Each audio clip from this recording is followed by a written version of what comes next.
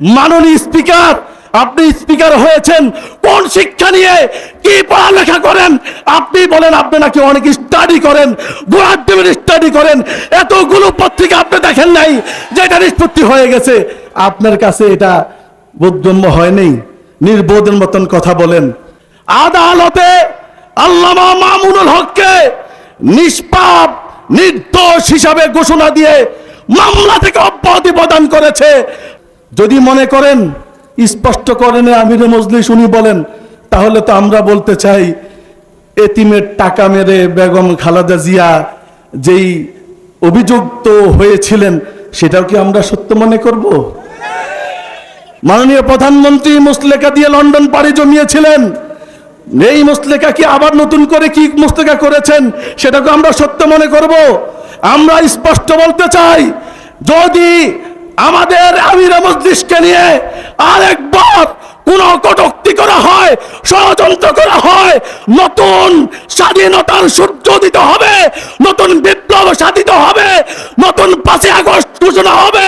সেই বিপ্লবের নেতৃত্ব আল্লামা মামুনুল হক দিবে, বাংলাদেশ খেলাফত মজলিস দিবে, বিপ্লবী সরকার গঠন করা হবে ইনশাআল্লাহ।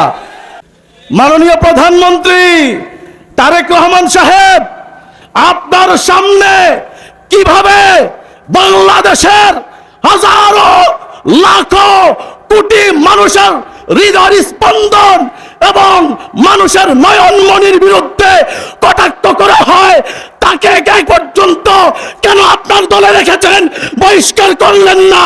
আমরা তার সমুচিত জবাব দিব ইনশাআল্লাহ। মামুনুল হক সারা দেশে স্পষ্ট ঘোষণা দিয়েছে, জনগণের পাশ থেকে আমরা এক চুল পর্যন্ত লড়ব না। জনগণের অধিকার প্রতিষ্ঠা করার জন্য আমাদের লড়াই আজীবন চলবে। জনগণের বিরুদ্ধে যখন নিত্য প্রয়োজনীয় জিনিসের সাথে সবচেয়ে দ্রব্যমূল্য ঊর্ধ্বগতি এবং বিদ্যুতের দাম যখন ডাকাতি করা হয়, সারা বাংলাদেশের সকল মানুষ যদি চুপ থাকে, বাংলাদেশ খেলাফত মজলিস চুপ থাকবে না, জনগণের পক্ষ নিয়ে রাজপথে নেমে আসবে। আজকে সেই নাগরিকদের অধিকার ফিরিয়ে দেওয়ার জন্য আমাদের প্রতিটা জোনে, প্রতিটা থানায়, প্রতিটা ওয়ার্ডে সারা দেশের জনগণের পাশে আমরা দাঁড়িয়েছি, দাঁড়িয়ে থাকবো ইনশাআল্লাহ। আমরা রাজনৈতিকভাবে নতুন ভাবে আমরা বাংলাদেশের ইতিহাসে নতুন দল হিসাবে ইতিহাস সৃষ্টি করতে চাই ইনশাআল্লাহ। আলহামদুলিল্লাহ, গত নির্বাচনে বাংলাদেশ নয় শুধু সারা পৃথিবীতে আল্লামা মামুনুল হক এবং রিকশা মার্কার জয়ের ধ্বনি মানুষের হৃদয় পর্যন্ত পৌঁছেছে। আমাদের এই বিজয়ের এবং এই উত্থানের রাজনৈতিকভাবে ওনারা মোকাবেলা করতে না পেরে চরিত্র নিয়ে টানা হেঁচড়া শুরু করেছে। মাননীয় প্রধানমন্ত্রী তারেক রহমান সাহেব, আপনার সামনে কিভাবে বাংলাদেশের হাজারো লাখো কোটি মানুষের হৃদয় স্পন্দন এবং মানুষের নয়নমণির বিরুদ্ধে কটাক্ষ করা হয়, তাকে এক পর্যন্ত কেন আপনার দলে রেখেছেন, বহিষ্কার করলেন না? আমরা তার সমুচিত জবাব দিব ইনশাআল্লাহ। চরিত্র নিয়ে যেটা নিষ্পত্তি হয়ে গেছে, আদালতে আল্লামা মামুনুল হককে নিষ্পাপ নির্দোষ হিসাবে ঘোষণা দিয়ে মামলা থেকে অব্যাহতি প্রদান করেছে। মাননীয় স্পিকার, আপনি স্পিকার হয়েছেন কোন শিক্ষা নিয়ে, কি পড়ালেখা করেন? আপনি বলেন আপনি নাকি অনেক স্টাডি করেন, স্টাডি করেন, এতগুলো পত্রিকা আপনি দেখেন নাই যে এটা নিষ্পত্তি হয়ে গেছে। আপনার কাছে এটা বোধগম্য হয়নি, নির্বোধের মতন কথা বলেন। যদি মনে করেন স্পষ্ট করেন আমিরে মজলিস উনি বলেন, তাহলে তো আমরা বলতে চাই এতিমের টাকা মেরে বেগম খালেদা জিয়া যেই অভিযুক্ত হয়েছিলেন সেটাও কি আমরা সত্য মনে করব? মাননীয় প্রধানমন্ত্রী মুসলেকা দিয়ে লন্ডন পাড়ি জমিয়েছিলেন, এই মুসলেকা কি আবার নতুন করে কি মুসলেকা করেছেন সেটাকে আমরা সত্য মনে করব?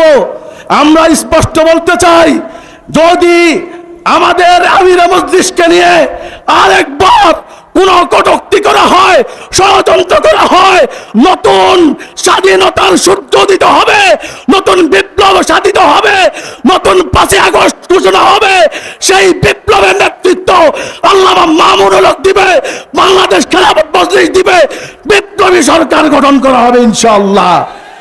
সেই বিপ্লবী সরকার গঠন করতে, দেশকে পুনর্গঠন করতে রাজি আছেন তো ইনশাআল্লাহ? ইনশাআল্লাহ দেখা হবে আবারও রাজপথে, স্লোগানে স্লোগানে, এবং আমরা একসাথেই এদেশ গড়ার জন্য আমরা ইনশাআল্লাহ নতুন আমরা বিপ্লব ঘটাবো। ওমা তৌফিক ইল্লা বিল্লাহ। 70% মানুষের রায়কে বৃদ্ধাঙ্গুলি দেখিয়ে কিসের সংসদ, কিসের গণতন্ত্র কায়েম করতে চায়, এটা জানার ইচ্ছা। সংগ্রামী দেশবাসী, যখন ওই আল্লামা মামুনুল হক দেশের স্বাধীনতা, দেশের সার্বভৌমত্ব নিয়ে চিন্তা করে,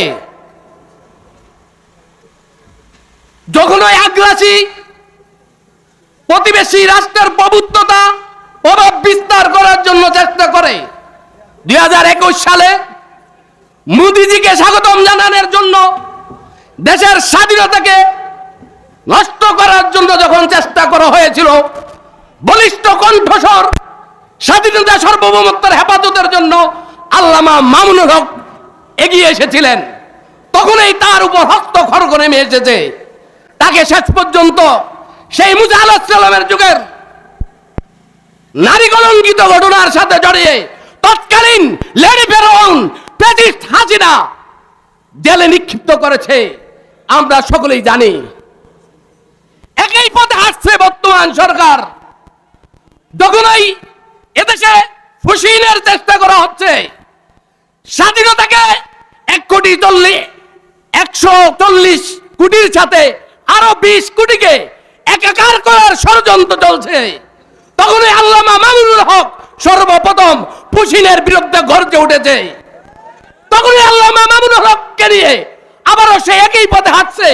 বর্তমান আমরা মনে করব সেই প্রতিবেশী রাষ্ট্রেরই প্রশিক্ষণপ্রাপ্ত সেই সিলেং নেতৃবৃন্দ আজকে নতুন নাটক আবার সংসদে সাজাচ্ছে। আমরা তীব্র নিন্দা জানাচ্ছি। অনতিবিলম্বে খন্দকার এই আবু আশফাককে, এবং সাথে সাথে আমি আরেকটু বাড়িয়ে বলবো, এই মেজর হাফিজকে আমির মজলিসের কাছে ক্ষমা চাইতে হবে, নাহলে দেশের জনগণ মানবে না। প্রিয় দেশবাসী, আমাদেরকে স্বাধীন মতো বসবাস করতে দেন। বাংলাদেশের জনগণ চায় স্বাভাবিক জীবন যাপন করবে। মনে রাখতে হবে, এদেশের সংখ্যাগরিষ্ঠ মানুষ মুসলমান। ইতিহাস বলতে যাচ্ছি না, শুধু এতটুকুই, 1947-এ এদেশটা ধর্মের ভিত্তিতে ভাগ হয়েছে। জানি তো আমরা, যেহেতু ধর্মের ভিত্তিতে ভাগ হয়েছে, বাংলাদেশের জনগণ এখানে ইসলামী অনুশাসনের মধ্য দিয়ে পরিচালিত হতে চায়। কিন্তু নতুন 71-এর স্বাধীনতার পর 72-এ যে একটা সংবিধান আমাদের উপর চাপিয়ে দেওয়া হয়েছে, ধর্ম নিরপেক্ষতাবাদ এবং জাতীয়তাবাদ ইত্যাদি মিলিয়ে, সেই সংবিধান মূলত আমাদের 47-এর ম্যান্ডেটের বিপরীত পরিপন্থী, বাংলাদেশের সংখ্যাগরিষ্ঠতা নাগরিকদের বিপরীত। অতএব আমরা সেই সংখ্যাগরিষ্ঠ নাগরিকের যে চাহিদা, গণতান্ত্রিক প্রক্রিয়ায়ও বেশিরভাগ নাগরিকের মানসিকতার ভিত্তিতেই এখানে রাষ্ট্র সমস্ত কিছু নির্ধারণ করার দায়িত্ব। অতএব কারণে গণতন্ত্র হিসাবে এবং মুসলিম সংখ্যাগরিষ্ঠ হিসাবে এখানে মুসলমানদের আইন কানুন, ইসলামী আইন কানুন চলবে, এটাই স্বাভাবিক কথা। অতএব আগামী বাংলাদেশের এই জনপদে খেলাফত প্রতিষ্ঠার লক্ষ্যে বাংলাদেশ খেলাফত মজলিসের পতাকা তলে সকল জনশক্তিকে সমবেত হওয়ার উদাত্ত আহ্বান জানিয়ে আমার বক্তব্য আমি এখানে শেষ করছি।